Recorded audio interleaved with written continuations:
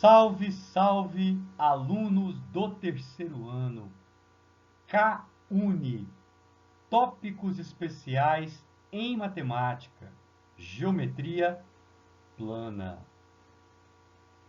A matemática, na história da matemática, nós temos assim um destaque especial para os gregos. Eu já contei alguma coisa em aulas anteriores, falei dos elementos de Euclides, mas anterior aos elementos de Euclides, existe um personagem que se conhece pouco, que algumas coisas são ditas a respeito dele, que é Tales de Mileto. Aqui tem esta representação deste personagem da história da matemática. Tales de Mileto. Mileto é a cidade de onde ele veio, tá? Tales de Mileto é citado por Aristóteles no livro Metafísica como sendo o fundador da filosofia, também considerado o primeiro geômetra. E um dos teoremas assim importantes da geometria é conhecido como Teorema de Tales, que estará no cerne desta aula de hoje. Falaremos também do teorema das bissetrizes e semelhança de triângulos. Eu sou o professor Load Wagner, vou conduzir este trabalho e conto com a valiosa e valorosa participação de todos vocês que estão acompanhando esta aula. Vamos então dar sequência a esse trabalho. Vamos começar pelo teorema de Tales. Cenário inicial. Tem uma reta R, uma reta S e uma reta T. Aonde eu vou supor que elas são duas a duas paralelas. Então, R paralela a S, R paralela a T e S paralelo a T. Tá? Vou chamar este conjunto de feixe de retas paralelas. Para compor este cenário, eu vou trazer agora um par de retas, onde cada uma delas vai intersectar as retas do meu feixe. Então, veja. Esta reta U intersecta R, intersecta S, intersecta T. A mesma coisa eu posso dizer da reta V. Eu vou até marcar os pontos aonde acontecem essas intersecções. Tá? São esses pontos de vermelho. Essas duas retas que intersectam o feixe de paralelas, o nome delas são retas transversais. Este é o cenário inicial, onde eu vou trazer o teorema de Tales. Então, eu tenho um conjunto de retas que eu chamo de feixe de paralelas, que são as azuis. Pode até ter mais, tá? Pode ter uma quarta reta aí deste feixe. E um par de retas que intersectam essas retas do meu feixe de paralelas, que eu chamo de retas transversais. Tá bom? Agora, vamos dar nome para esses pontos aí de vermelho, aonde as transversais intersectam as retas do feixe de paralelas. Então, A linha, B linha, C linha. E atenção para o nome que eu vou utilizar aqui. Eu olho para este A, que está em uma transversal.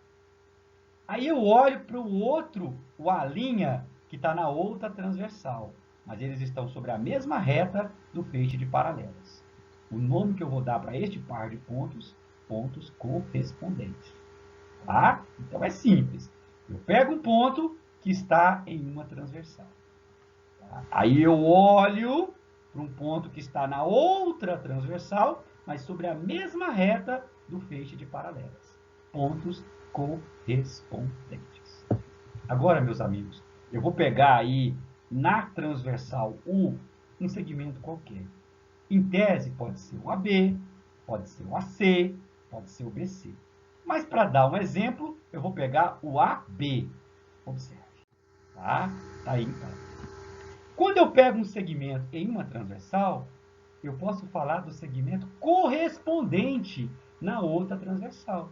É só pegar as extremidades desse segmento. Qual a extremidade do A? A linha. Qual a extremidade do B? B'. Aí eu olho, então, para o A', B'. Aí eu chamo este par de segmentos correspondentes. Tá? Ok? Então, eu tenho este par aí com a cor laranja de segmentos correspondentes, cada um em uma transversal, seguindo a lógica que eu expliquei. Agora, eu vou pegar um outro par de segmentos correspondentes, tá? Que é o BC e o correspondente B'C'. Tá bom? Então, o cenário já está pronto para trazer o teorema de Tales. Eu pego um par de segmentos em uma transversal e o par de segmentos correspondentes na outra transversal. Aí eu vou fazer uma afirmação. A razão entre este segmento AB pelo segmento BC é igual à razão entre os segmentos correspondentes da outra transversal. Tá? Então, este laranja está para este verde, assim como este laranja desta transversal está para este verde desta transversal. Eu vou escrever isso lá em cima. Tá? AB está para BC, assim como a linha B' está para B'C'. É o que está escrito aqui. Tá? Então, AB está para BC, assim como a linha B' está para B'C'. Aí vamos escrever isso que está aqui em matematiquês no bom e velho português. Então, tudo isso aí que eu falei, registrado nessas palavras. Se um feixe de retas paralelas, as azuis, é cortado por duas transversais, as pretas, então a razão entre dois segmentos quaisquer de uma transversal, o laranja pelo verde, é igual à razão entre os respectivos segmentos correspondentes da outra. Tá? Então, isso aí é o teorema de Tales. Tá bom? E aí depois vamos explorar nos exercícios. É um fato conhecido, não há nenhum mistério nisso. Toquemos o nosso barco. Então, agora, na sequência, teorema da bissetriz. Tem duas versões. Teorema da bissetriz interna, teorema da bissetriz externa. Mas a lógica é a mesma. Vou inicialmente lembrar o que é uma bissetriz interna e o que é uma bissetriz externa. Então, comecemos pela interna. Considere um triângulo ABC. Nesse triângulo, eu tomo um dos seus ângulos internos, por exemplo, esse ângulo aqui, ligado ao vértice A, ângulo A chapéu. E o que é a bissetriz desse ângulo? É um segmento, tá? Vamos dizer assim, que vai dividir esse ângulo ao meio. Então, vamos colocar esse segmento aí e falar um pouco mais a respeito dele. Então, partindo do vértice A, dividir o ângulo A chapéu ao meio. Uma extremidade está no A e a outra extremidade está no lado oposto. Essa outra extremidade da bissetriz que está no lado oposto, eu vou chamar de pé da bissetriz. É como se ela começasse aqui, tá? E aqui é o pé da bissetriz. É onde a bissetriz intersecta o lado oposto ao ângulo que eu estou dividindo ao meio. Claro? Ok. Então, bissetriz interna, não temos assim muito mais o que falar nesse momento. E a externa, hein, professor? Bom, então aqui um desenho 2 para falar da bissetriz externa. Então, eu escolho um de seus ângulos internos, por exemplo, o A chapéu, onde está o meu cursor. E o que é o ângulo externo ligado a este ângulo interno A chapéu? Bom, este ângulo é formado pelos lados AB e AC. Eu escolho um dos dois e prolongo, por exemplo, o AB. Aí eu olho para o ângulo formado, tá? Pelo prolongamento e pelo lado que eu não prolonguei. Aí. Isso aí foi dito em outras aulas, até com mais detalhes. Este é o ângulo externo.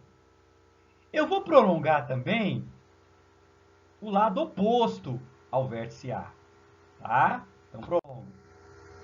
Aí vou fazer a mesma coisa que eu fiz aqui, ó. Então, eu vou traçar a bissetriz. Aqui eu vi aonde que ela intersectava o lado oposto. aqui eu vou ver aonde ela vai intersectar o prolongamento do lado oposto. Ela vai estar externa, né? Ao meu triângulo. Então tá aí, tá? Então vai dividir o ângulo externo ao meio, e aonde ela intersectar o prolongamento do lado oposto, eu também vou chamar de pé da bissetriz. Aqui é o pé da bissetriz interna e aqui é o pé da bissetriz externa. Isto feito, agora eu vou trazer então o teorema da bissetriz. Vou começar, eu vou focar na bissetriz interna. Depois você vai ver que a lógica é a mesma. Ok? Então veja. Vamos pegar o vértice aonde eu estou traçando a bissetriz. A. Bom? Vamos no lado oposto e pegar um dos outros dois vértices. Comecemos pelo B. Aí eu vou destacar um par de segmentos. Aquele que vem do B até o A e aquele que vem do B até o pé da perpendicular. Então, BA, BS. Vou destacar aí, agora com mais propriedade, veja. Tá? Então, BA, BS. E vou tomar a razão entre os dois. Então, BA dividido por BS. Tá aqui. Bom? Professor, mas por que o senhor não fez isso com o vértice C? Parei. Tá? Parei nesse momento. Me acompanhe. Então, agora o meu ponto que eu vou considerar para fazer o mesmo raciocínio vai ser o C. E do C eu vou até o A e do C eu vou até o S. Veja. Então, CA, CS. E vou fazer a razão. CA dividido por CS, da mesma maneira que eu fiz com o ponto B. Aí escrevi aqui. Ok? Então, faço esse raciocínio com B, faço esse raciocínio com C. E agora eu vou juntar tudo e afirmar que essas duas razões, elas são iguais. Ok? Então, acompanhe. Tá aqui, tá? Nesse novo desenho, eu trouxe tudo. Então, como é o teorema da bissetriz interna? É essa expressão, tá? Eu venho no meu triângulo, e aí eu olho para o vértice aonde eu estou traçando a bissetriz, ok? Agora eu vou pegar um dos outros dois vértices. Aí eu venho, por exemplo, do B e faço BA está para BS, e a mesma coisa para o outro vértice. CA está para CS. Essa proporção é que é o teorema da bissetriz, no que eu apresentei, o teorema da bissetriz interna. Mas eu digo que posso usar o mesmo raciocínio para a externa. Me acompanhe, então. Coloquei estas setas nesta parte aqui da bissetriz externa, para você ver que segue a mesma lógica da interna. Este é o ponto aonde eu estou traçando a bissetriz externa. Esse é o vértice. Aí eu pego um dos outros vértices e faço aquele caminho. B, por exemplo. BA, tá? Até o A, está para BS, até o pé da bissetriz. Assim como, aí a mesma coisa com o outro vértice. CA está para CS. Tá bom? Então, quando você compara os dois esquemas, você tem a mesma lógica. Então, este aí é o teorema da bissetriz externa, está apresentado. Cabe aqui uma questão que o bom aluno pode fazer. Professor, mas por que isso é verdade? Você sabe que às vezes a gente pode ir colocando aí os resultados e a gente vai criando mecanismos para guardar, mas sempre tem essa pergunta que o bom aluno pode fazer. Por que isso é verdade? Tá? O que eu trouxe aí foi, por essas setas, uma maneira de você assimilar o teorema. Mas agora eu vou fazer um parênteses nessa aula para poder mostrar por que esse teorema é verdadeiro. Tá? Eu vou fazer uma demonstração. Eu vou fazer uma demonstração para o caso da interna. Você pode se exercitar e fazer também para o caso da externa.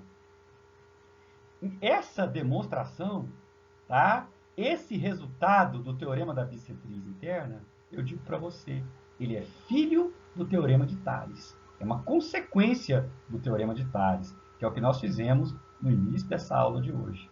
Acompanhe, então, e veja, tá, a demonstração desse resultado, porque é verdadeiro. Então, vamos demonstrar porque é válido, tá, o Teorema da bissetriz interna. De onde veio essa expressão? Então, está aqui o meu desenho, está aqui o vértice A, de onde nasceu a bissetriz, e aqui o pé da bissetriz. Veja, então, o que vamos fazer. Vou considerar uma reta que passa pelo S e pelo A, esta reta azul. E para ela não ficar sozinha, pelo ponto C, eu vou traçar uma paralela a ela. Veja. Agora, entre essas duas paralelas, eu vou destacar o segmento AC. Coloquei até uma cor dourada. E vou olhar para esse ângulo aqui, ó, onde está o meu cursor. Esse ângulo, onde está o meu cursor com o alfa, eles são alternos internos, paralelas, transversal. Então, alternos internos, que nome eu darei para ele? Alfa. Bom, próximo passo. Prolonguei, tá? Prolonguei o segmento BA até intersectar esta outra reta, tá, azul. Agora, eu vou fazer uma mudança aí no meu dourado, tá? E vou destacar um outro segmento aí transversal, que vai ser esse aqui, ó, tá? Paralelas, e esse dourado é a minha transversal. Veja o ângulo com que o dourado entra nessa reta azul aqui, alfa. Vai ser o mesmo com que ela vai entrar nessa outra reta azul do meu par de retas paralelas. São correspondentes. Lembra disso? Então, aqui também vai ser alfa. Então, eu já consegui mostrar que esses dois ângulos são iguais. Ok? Vamos tirar algumas coisas aí, voltar para a nossa constituição original. Agora, vamos dar nomes para alguns segmentos do meu triângulo, para mim poder chegar daqui a pouco nesse resultado. Me acompanhe. Vou chamar esse aqui de X, esse aqui de Y, esse aqui de W e isso aqui de Z. Agora, como aqui é alfa e aqui é alfa, aí nesse triângulo aqui, ó, onde o meu cursor está passeando, A, C e este ponto, é um triângulo isósceles. O triângulo isósceles, né? Você tem ângulos iguais, se opõem lados iguais. Então, aqui também vai ter que ser Y, tá? Porque o que se opõe ao ângulo alfa aqui tem que ser o mesmo que se opõe ao ângulo alfa aqui. Então, aqui é Y, triângulo isósceles. Ok? Agora, eu vou colocar mais uma reta aí para enriquecer o meu feixe de paralelas, passando lá pelo B. Acompanhou? Então, eu tenho 3 retas paralelas e 2 transversais. Aí eu lembro do começo da aula de hoje, ó. As azuis formam um feixe de paralelas. A BC e a BA prolongada formam as transversais. E o que diz, então, o glorioso Teorema de Tales? Se eu pegar x sobre y, vai ser a mesma coisa que w sobre z. A razão entre dois segmentos quaisquer de uma transversal é igual à razão entre, tá, os segmentos correspondentes da outra transversal. Escreva aí e veja. Tá bom? Então, x está para y, assim como w está para z. Então, eu fiz toda essa brincadeira e cheguei no Teorema de Tales. Uma expressão como essa, que a gente chama de proporção, tem algumas modificações que podem ser feitas nela que não alteram o resultado. Por exemplo, você pode trocar qualquer elemento, qualquer par de elementos que está na diagonal. Então, se eu trocar o x com o z de lugar, o resultado será o mesmo. Se eu trocar o w com o z de lugar, o resultado é o mesmo. Eu vou trocar, então, o w, tá, com o y. Aí fica assim. É a mesma proporção. Agora, veja quem é o x, quem é o y, quem é o w e quem é o z. Eu vou escrever, tá? O x é o BA, o w é o BS, o y tá? É o CA. E o Z é o CS. Mas é exatamente isso que está aqui, que era onde eu queria chegar. Então, eu demonstrei de onde vem o teorema da bissetriz interna, tá? Tem aluno que não se preocupa muito com isso, pode até acelerar essa parte na hora da revisão. Mas para quem se interessa, eu fiz uma demonstração, não é sempre que a gente faz isso, mas quando dá, tá? É importante. Nós falamos no começo dessa aula do teorema do Tales de Mileto, tá? Porque antes de Tales de Mileto, antes daquele princípio ali da geometria na Grécia, a geometria ela era intuitiva. Os caras sabiam como as coisas funcionavam, mas os gregos passaram a trazer por que as coisas funcionavam, tá? Então, por que este resultado é válido? Então, vamos tocar o nosso barco, vamos para frente, que ainda tem bons assuntos. E agora, então, o terceiro assunto desta aula de hoje, semelhança de triângulos. E aí eu coloquei uma ilustração e falo um pouco mais desse personagem que está permeando a aula de hoje, que é Tales de Mileto, tá? Então, conta a tradição que ele era uma pessoa que tinha talento também para ganhar dinheiro. Ele era um mercador que em determinado momento da vida ele fez uma fortuna e isso permitiu com que ele não precisasse mais trabalhar. E aí ele viajou o mundo, tá? Foi ao Egito e nessas viagens que ele fez, ele foi conhecendo princípios da geometria.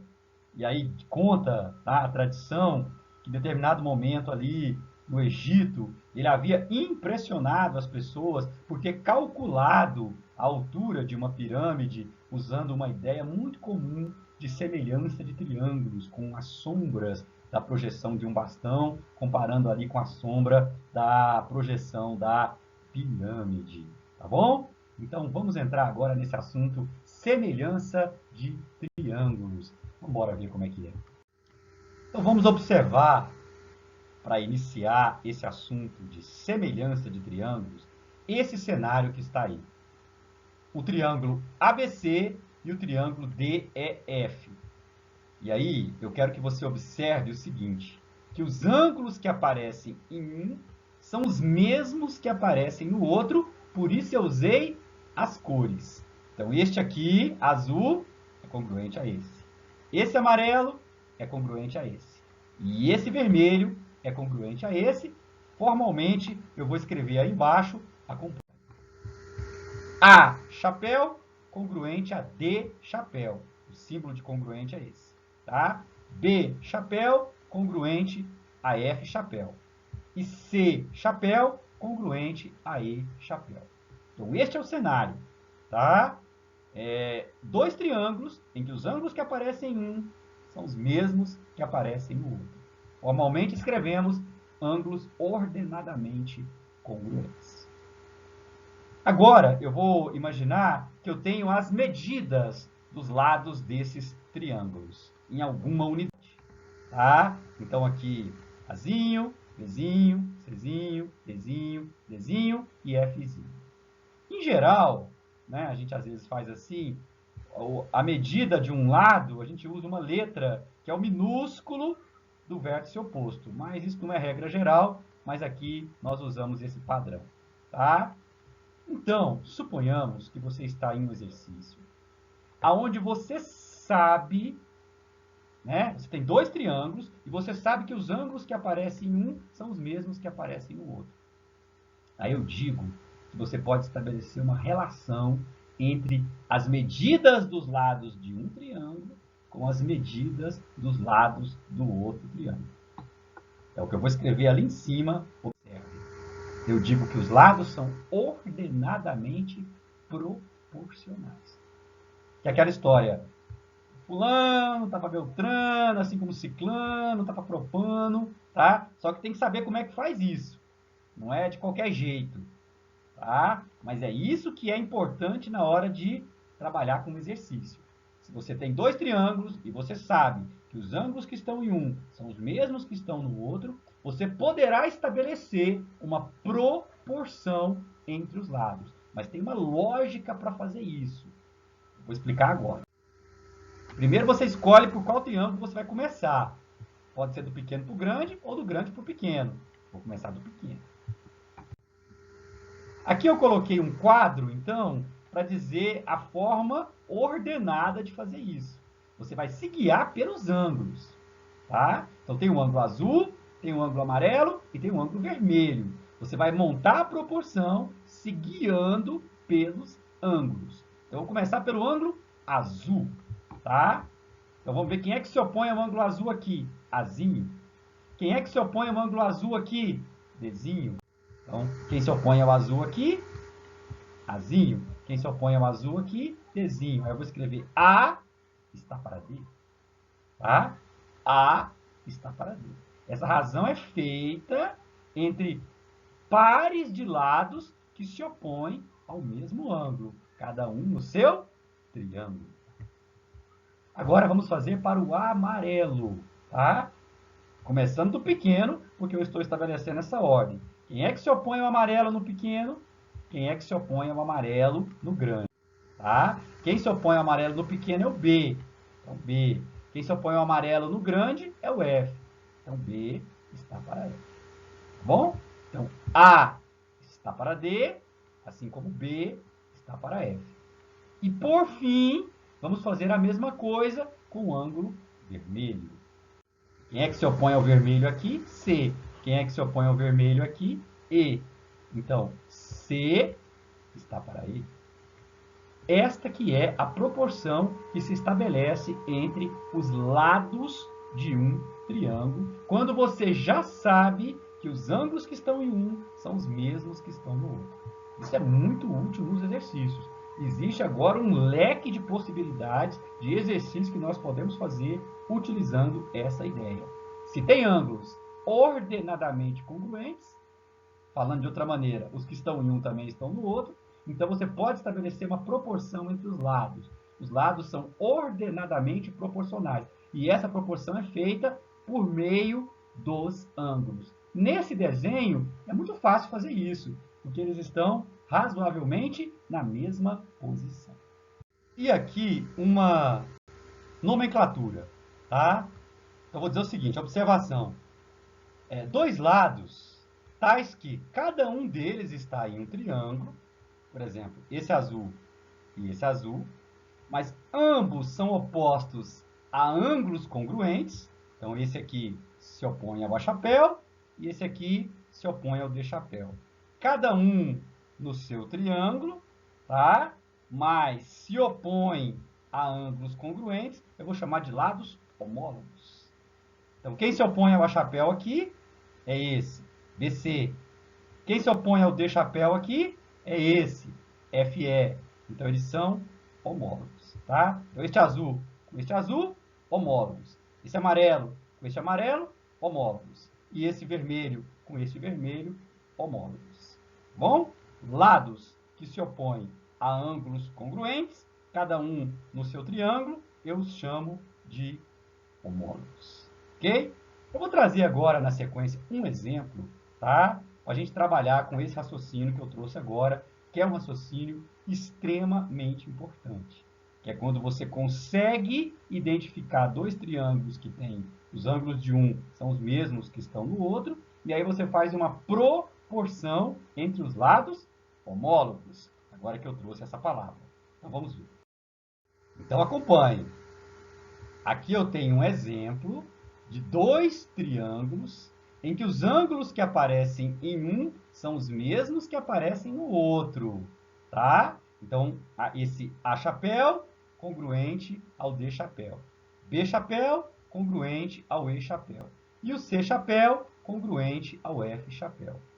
Aí está escrito ângulos ordenadamente congruentes. Dizendo de outra maneira, os ângulos que aparecem em um são os mesmos que aparecem no outro. Então, o aluno conseguiu identificar isso no exercício, vamos supor. Agora, considere que esse lado mede 6 centímetros, esse 14 centímetros, esse 21, esse 15, esse você não sabe, mas você quer calcular. Calcule o x, calcule o y. Pelo que nós acabamos de estudar, quando você tem ângulos ordenadamente congruentes, os lados são ordenadamente proporcionais. Você pode fazer uma proporção entre os lados de um com os lados do outro. Fulano está para Beltrano, etc, etc, etc. Mas você tem que se guiar pelos lados homólogos. Ou seja, a referência são os ângulos. Então, eu vou escolher aí um par de ângulos para começar a brincadeira. Tá? Esse ângulo que é congruente a esse. Quem se opõe a esse ângulo? 14. Quem se opõe ao congruente dele no outro? 21. Então, o 14 e o 21 são os lados homólogos. Eu vou dividir um pelo outro. Tá? Fazer uma razão entre eles. Só que eu tenho que escolher. Ou eu faço do pequeno para o grande, ou do grande para o pequeno. No final vai dar a mesma coisa. Então, eu vou escolher do pequeno para o grande. Então, 14 está para 21. Está aqui. Tá? Posso simplificar. Em cima e embaixo por 7. Vou ficar com 2/3. Esta é a razão entre esse par de lados. Essa razão vai ser a mesma se eu pegar agora um outro par de lados homólogos. Quem vai me guiar, sempre, sempre, são os ângulos. Então, escolho aí um novo par de ângulos congruentes. Escolhi. Esse aqui, congruente a esse. Quem se opõe aqui, 6. Quem se opõe aqui, y. Então, 6 está para y. Aí escreva aí do lado, tá? E aí eu coloco essa igualdade. A razão que eu fiz inicialmente é igual à razão que eu estou fazendo agora. Isso se chama proporção. 2 está para 3, assim como 6 está para y. Como resolver isso? Por exemplo, olhe lá em cima. Do 2 para o 6, multiplicou por 3. Então, a mesma coisa tem de acontecer embaixo. Ou seja, tem que multiplicar por 3. 3 vezes 3, 9. Então, marque o y como sendo 9. Marcou? Tá? Aí eu podia ter feito assim, ó. Veja.